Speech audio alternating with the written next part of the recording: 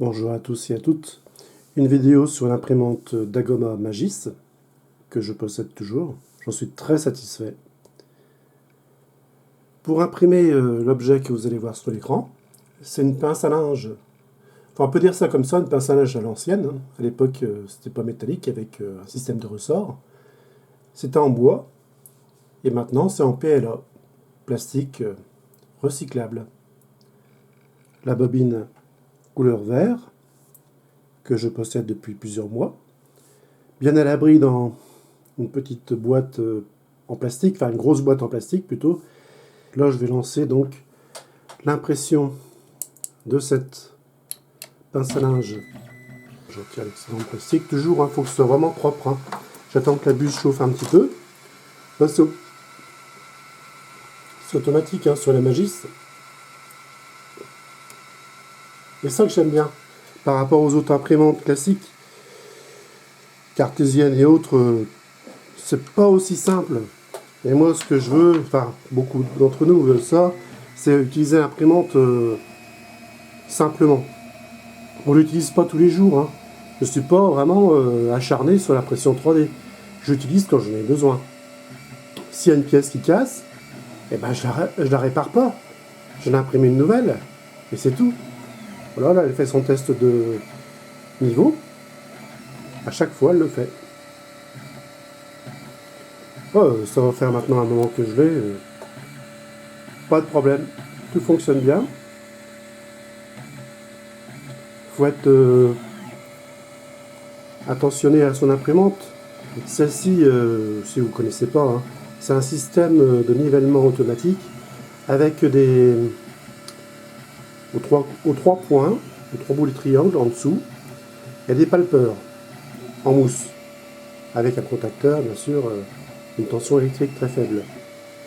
Et il faut faire attention de ne pas trop secouer cet ensemble, parce que vous allez légèrement toucher les barres verticales, les guides verticaux, et ce qui va faire un écartement. Vous voyez l'écartement, je ne sais pas si on voit bien, l'écartement doit être à peu près centré. Mais même si c'est pas centré, ça ne gêne pas. La preuve sur la mienne, c'est pas centré. Il m'est déjà arrivé de pousser un petit peu vers la gauche pour que que le plateau ne touche pas ces barres-là, parce que c'est reconnu, ça perturbe le réglage sensitif. Voilà, c'est fait. Maintenant, on va faire son préchauffage.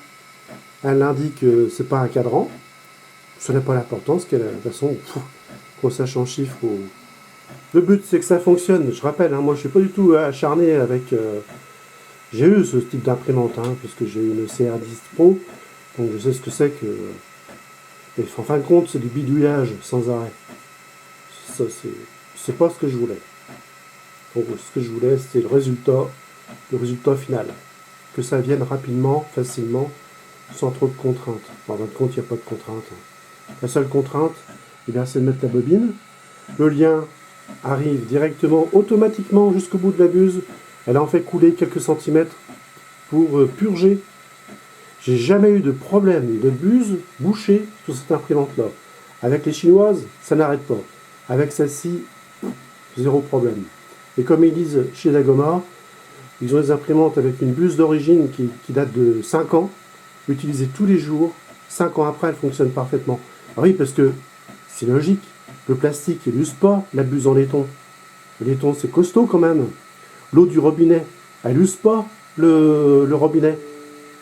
Même le calcaire, vous comprenez ça, ça le bouche, d'accord, mais ça l'use pas. Le plastique, c'est fluide.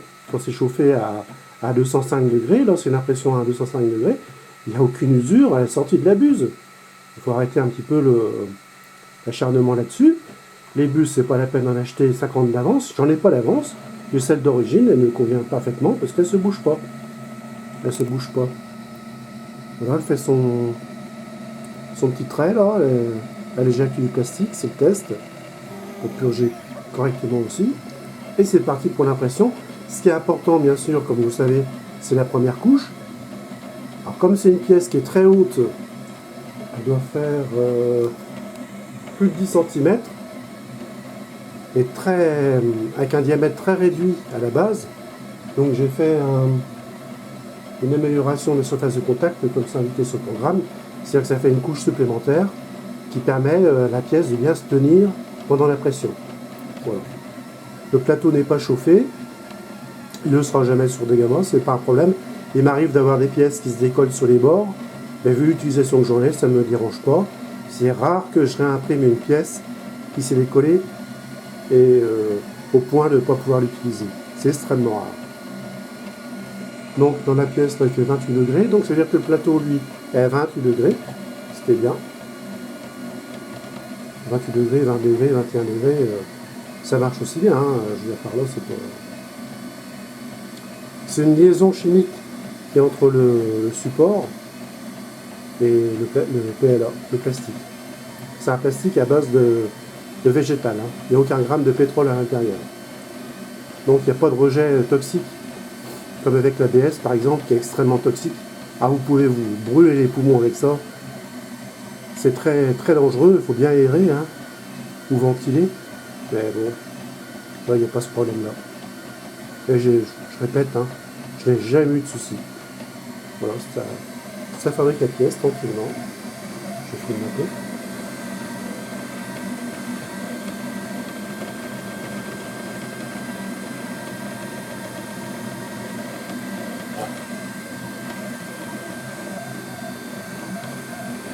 La ventilation s'adapte à la précision d'impression du moment.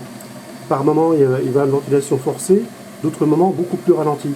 Ça dépend ce que la pièce a besoin d'éjection de plastique et refroidir rapidement pour par exemple une portion qui est fragile. Il faut que ce soit refroidi rapidement pour pas qu'il y ait de problème. Et là, c'est géré automatiquement par le logiciel Cura de Dagoma. J'utilise que celui-là, j'en ai d'autres, mais j'utilise que celui-là. Ça me convient. Ça va dans le sens de la simplicité. Voilà, ça fabrique. Il y en a pour environ 3 heures, un peu moins de 3 heures.